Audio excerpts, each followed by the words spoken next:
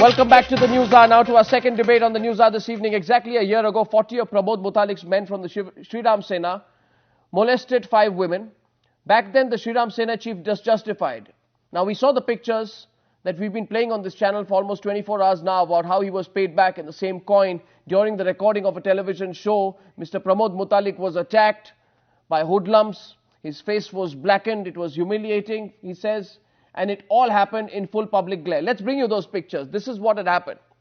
Now, speaking to Times Now, hours after a local political activist blackened his face, Mutalik sought justice, went on to say that this is anti-democracy, this is anti the Indian constitution, that it was pre-planned, it is humiliating, and that as a citizen, this is an attack on democracy and his personal freedom. So it's been a total U-turn in a way by Pramod Mutalik, who last year was the face of the moral policing which so many people despise. On the show this evening, to discuss that incident and whether it's different to be at the receiving end, we have with us Khushbu, well-known actor and well-known cinema personality. She's joining us from Chennai. She's been at the receiving end of moral policemen many, many times herself. Harish Bijur, well-known citizen of Bangalore, joining us from Bangalore. And Varsha Thakar, who supports Pramod Mutalik, with us in the studio, is president of the women's wing of the Hindu Jan Jagrati Samiti. I want to first begin by asking you, Varsha Thakar, how can you even remotely justify the acts and the beliefs of someone like Pramod Mutalik, especially when you know what he's done in the past? And a lot of people, when you saw those pictures, said, you know, he's going through what he did to others. You sow as you reap. That's what he said. Hindu Jan Jagrati Samiti, it does not accept violence of any kind. So if we do not accept the violence what Pramod Mutalik did in the pub, we do not accept. But he did it. But the fact is he did it. Yeah, but we don't propagate eye for an eye in India. So you cannot go and blacken his face for that. So he can do it. You have got a constitutional... You're saying he can do it, but it can't be done to him. Exactly. But that's completely contradictory, ma'am. That he can do it to others. He organizes his gundas and his hoodlums to go and attack young girls in pubs because he believes that's anti the culture. What I'm saying is nobody should do it. The violence is not accepted by anyone, but if somebody is doing that, does not mean that you go and beat up the person. But when you see the pictures there of Pramod Mutalik and what he went through, do you also get a feeling that you sow as you reap? That, as they say in Hindi, jaise karoge waise bharoge. Suppose tomorrow, if somebody kills Kasab, will you say the same thing that he's having his own medicine, or this is jaise karoge waise bharoge? No, I'm not justifying. What will be the repercussions if someone goes and shoots Kasab tomorrow? No, so definitely the human rights are going to stand up for him. So in a way, shouldn't he hold himself to blame? Saying, I started this trend of taking the law into my own hands. We actually do not know under what circumstances he has done that, because I believe that this pub is near an educational institution, and many times they have been told that this pub should be shut down, but it was not done so. I don't want to go into the past, but why don't you just say that he is facing what he did himself? Simple. No, Let's close the argument on that. No, I don't want to say that whatever he did, he is facing himself, because we do not know under what circumstances he has done that. He did it to uphold the Hindu and the culture of the India, whereas what they are backing him is just to have the free sex and let me tell you what he said. He said, in January 2009, you say you don't justify violence. He said, January 2009, Mutalik said, if the Hindu girls are exploited by members of other religions, double the number of girls from other religions will also be targeted.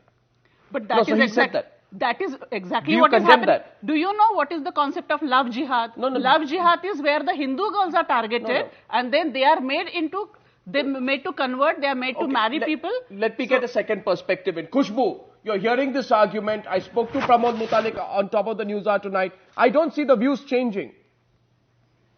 I don't see it changing. I really don't know what Varsha has to say in your studio, but I think Mr. Mutalik is definitely tasting the same what he had done a year ago. If 5 women being molested by his people from his party, and if girls are beaten up in public, there cannot be much more violence than this. So why Mr. Mutalik or Ms. Varsha is feeling bad about his face being blackened today? I think, like you said, Jaisi Karni Vaisi Bharni. I think it's not Jaisi Karni Vaisi Bharni, but I think Mr. Mutalik has to realize that you cannot come up and say that, okay, it's not a political issue, it's not a communal issue, it's not about religion. It's why are we bringing, when we talk about love, Valentine, why always people have this closed eyes and say love. Love has a complete different meaning to it. No. Why don't they understand it's just a day to spread love? I'm spinning it differently.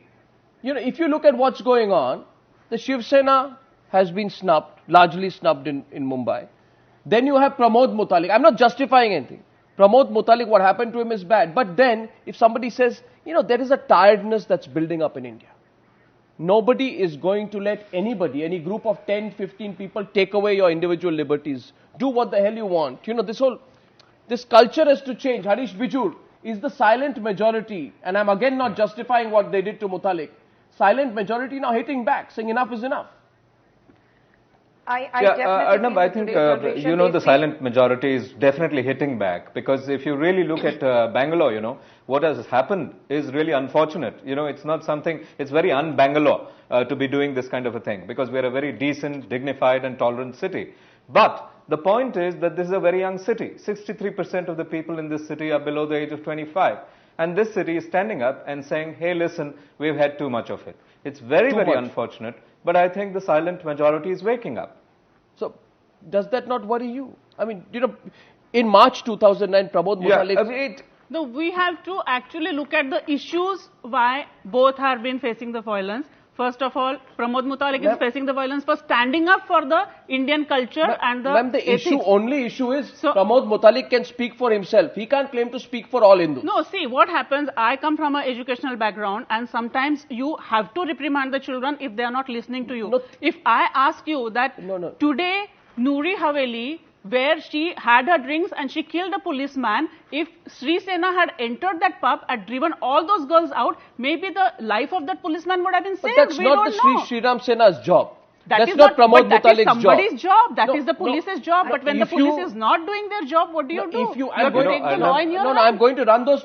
I think... Yeah, okay. Khushbu. Arnab, I think it's the parents' job to reprimand the children, not some Pramod Mutalik or any of these moral policies. Exactly, that is what I'm saying. I think it's the parents. So why Mutalik is taking things in his hand? Somebody has Mutalik to take things in his hand and say that the society. Right, let the parents do it. When the morals of the society, when the morals of the... Who will take? Will you take the things in your hand? Do you or do Mutalik know better about the children than the parents? Teachers cannot take things in their hand. Parents cannot take things in their hand. The leaders cannot take things in their hand. And the youngsters today, you know, they get swayed very easily. Youngsters are far more intelligent what you and I are today. Please, let's face it. Harish. Today's generation let me put it this way. You know, let me put it this way. Okay, ladies, that we live under a rule of law.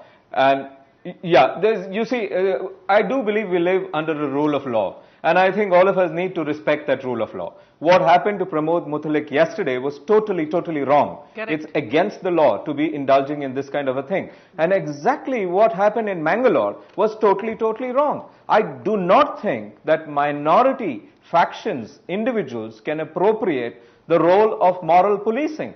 Moral policing under the Constitution is best left to what is right and what's wrong. I do not believe individuals can dictate the will of others. Do not trample on the rights of others. Just as long as we do that, we're going to be fine. Now, you see, as we look at this whole debate, what happened to Pramod Mutalik, I wonder there.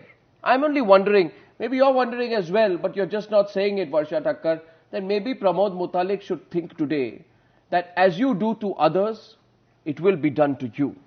No, one second. His arrogance, 1 minute, ma'am, his arrogance, his self-styled moral policing, this whole attitude that he represents Hindu faith, he knows what to do to all girls all over the country. And he's the last word. And the people are scared. You know, things have changed in this country today. When you see a Ruchika, when you see a Pramod Mutalik case, when you see all these cases, people are not in a mood in this country to accept any one person's writ anymore.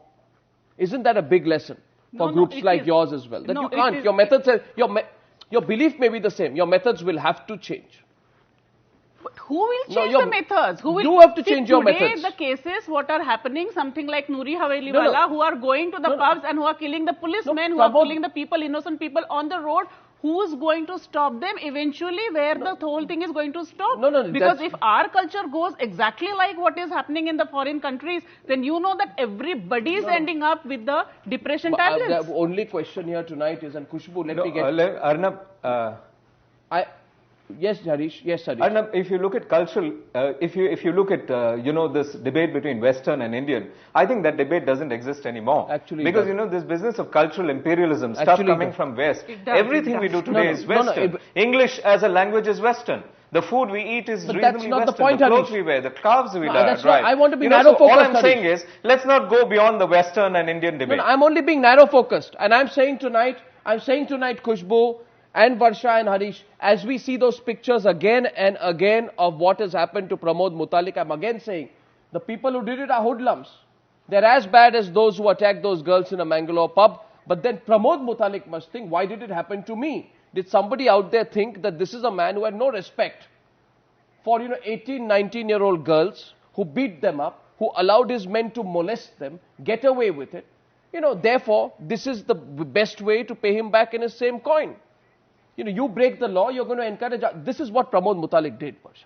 But he has told on your channel that whatever happened, it was happened wrong. It is not the means are not correct. There is no sympathy for him. There is no sympathy. Absolutely not. Today there is no sympathy for him. Pramod Mutalik? No, correct. No, there is no sympathy that he got beaten up, that he got his face blackened. No criminal should have a sympathy. It is not, I'm not saying so that... So you are saying Pramod Mutalik is a criminal. You accepted that. Criminal or person who is accused of something who is doing wrong, who is something wrong, or the means are wrong, or the methods is wrong. I'm not saying criminal. But I'm saying that where the means and methods are used in a wrong way. Point here is, in this country, anyone who tries to force their will on others does not succeed. It is a democracy. That's the point, isn't it, Khushbu? It is a democracy. Absolutely. It is a democracy. I think people are really tired today saying that you don't come around and turn around and tell me that what I have to do with my life. I think I'm grown up enough.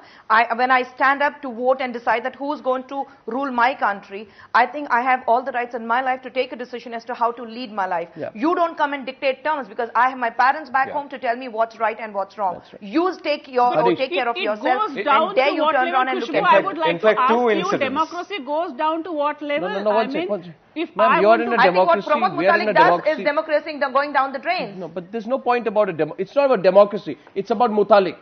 It's about whether Mutalik learned the lesson the right way or the wrong way. But it's high time he learns the lesson. Simple. Yes, Harish, quick last word. Arnab, the point is clear. What you just said was absolutely right. Two instances. What we see with My Name is Khan versus the Shiv Sena, and what we see with Mutalik and the Mangalore pub and what happened yesterday, clearly indicated that people are tired, and people are saying that we might take the law into our own hands if this kind of a thing happens. So I think that's a negative one. Yeah, people are tired. I guess they're tired. No, why does it? But true. People are not only tired with happening things. People are right now tired of self-styled people. People in this country are tired of self-styled people who are out to coerce others. The spirit of coercion in India is a thing of the past. And it's high time people of whatever political party affiliation get that message clear. We are not again justifying what happened to Pramod Mutalik. In fact, it's very sad that happened to him. But he must think why it happened to him and him alone. Food for thought. Thank you so much, Harish Bijur, Varsha Thakar and Khushbu, for joining me on the News Hour debate. I'm wrapping up here to say thank you so much for watching.